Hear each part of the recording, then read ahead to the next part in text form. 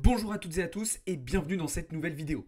Aujourd'hui, on va parler de l'un des sujets les plus passionnants du moment, la potentielle disparition des réserves d'or américaines. On va essayer de comprendre pourquoi ces rumeurs sont présentes actuellement et quelles pourraient être les répercussions sur les marchés et sur l'économie mondiale en cas de disparition de ces réserves d'or.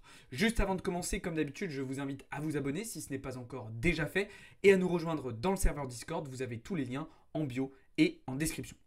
Alors, pour ceux qui l'ignorent, effectivement, les réserves d'or américaines sont normalement détenues à Fort Knox. D'accord ? En gros, c'est une base militaire ultra sécurisée dans le Kentucky qui permet et qui est censée aujourd'hui abriter 5000 tonnes d'or qui appartiennent donc au gouvernement américain.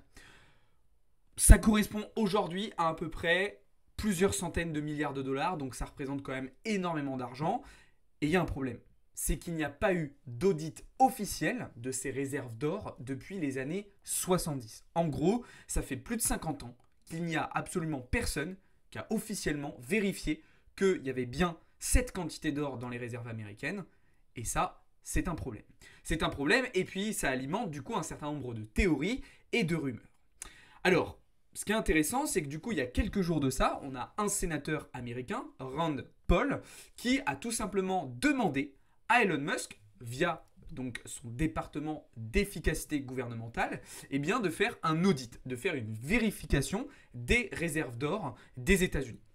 Elon Musk, il était surpris, il s'est dit mais attendez, comment ça, on n'a pas vérifié depuis autant de temps, pour lui, ça avait été fait. Donc il a dit ok, on va le faire et il a même prévu de le faire en live, direct, donc en streaming, il va streamer ça directement, donc c'est un petit peu loufoque comme façon de faire, mais au moins on sera sur de la full transparence et on verra réellement s'il y a un problème ou pas.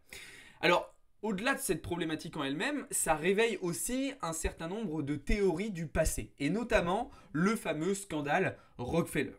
En fait, il y a toute une histoire autour de la famille Rockefeller et des réserves d'or, puisqu'il y a des théories, des rumeurs là aussi, comme quoi cette famille aurait manipulé volontairement ces réserves d'or pour vendre justement de l'or à des prix totalement déraisonnable. Et pire encore, on a la secrétaire de Nelson Rockefeller qui aurait dénoncé cette manipulation et comme par hasard, quelques jours plus tard, elle serait tombée du 10e étage de son appartement. Donc une mort assez suspecte. Est-ce qu'on est sur une coïncidence? Est-ce qu'on a des vraies théories du complot du coup qui n'en seraient plus et des vraies manipulations des réserves d'or américaines? Je vous invite à me dire ce que vous en pensez dans les commentaires et si vous pensez que c'est un peu du bullshit ou que réellement il y a des problématiques derrière tout ça. Alors, au-delà de ces théories, de ces rumeurs, on va se poser la question un petit peu de qu'est-ce qui pourrait se passer si effectivement on se rend compte que il n'y a pas autant d'or qu'il devrait y en avoir. Déjà, si l'audit donc révèle que finalement il n'y a pas 5000 tonnes d'or à Fort Knox, donc dans les réserves d'or américaines. Déjà, il y aurait immédiatement, selon moi, un effondrement de la confiance du dollar. Bah oui, parce qu'on va avoir donc un certain nombre de pays qui vont accélérer probablement leur dédollarisation en se tournant vers d'autres monnaies ou d'autres réserves de valeur.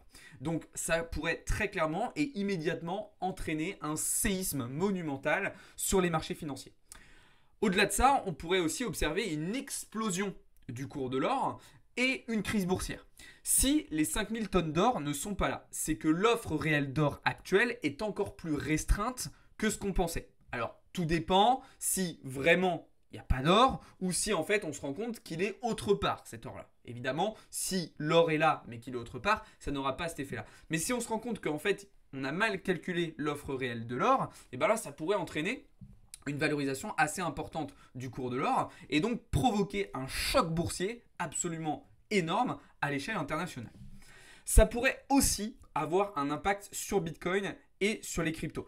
Je pense que si c'était le cas, on aurait dans un premier temps une réaction baissière de Bitcoin et des cryptos qui suivrait un petit peu la panique mondiale et très rapidement par contre ça pourrait avoir un effet ultra positif pour Bitcoin qui remplacerait un petit peu l'or dans le sens où on pourrait avoir tout ce scénario pourrait être accompagné aussi d'une baisse de confiance en quelque sorte dans l'or et donc Bitcoin pourrait en fait de par cet événement renforcer son rôle de valeur refuge, son rôle de réserve de valeur et donc ça pourrait avoir un effet vraiment positif là-dessus. Et puis, au-delà de cette crise mondiale, ça fragiliserait aussi bien évidemment l'Amérique et notamment donc les États-Unis qui seraient directement concernés et impactés par cela. Donc on aurait des États-Unis qui seraient totalement déstabilisés, décrédibilisés sur la scène internationale. Franchement, ça peut avoir des répercussions assez énormes. Alors, tout ça peut vous paraître un petit peu loufoque, tout ça peut vous paraître un petit peu surprenant. Effectivement, ça l'est. Maintenant, il y a de réels enjeux derrière tout ça. Alors, voilà, là, je vous présente un petit peu le scénario, je vous présente quelques hypothèses. On verra, justement, au moment de l'audit, si tout ça n'était que des rumeurs, que des théories et qu'au final, la situation revient à la normale, ou s'il y a un vrai problème de fond, et là, ça pourrait engendrer des conséquences beaucoup plus importantes, comme je viens de vous l'expliquer. Donc je vous invite à me dire ce que vous en pensez dans les commentaires. J'ai essayé de vous synthétiser un petit peu la situation, de vous simplifier tout simplement la situation parce qu'en réalité c'est beaucoup plus complexe que ça, mais c'est un sujet qui est tout de même assez intéressant. Donc je vous invite à me dire ce que vous en pensez dans les commentaires. N'hésitez pas à liker la vidéo si elle vous a plu et bien évidemment à vous abonner. Sur ce, je vous souhaite à toutes et à tous une très bonne journée. Ciao les amis, c'était Alex pour Bamboo Film.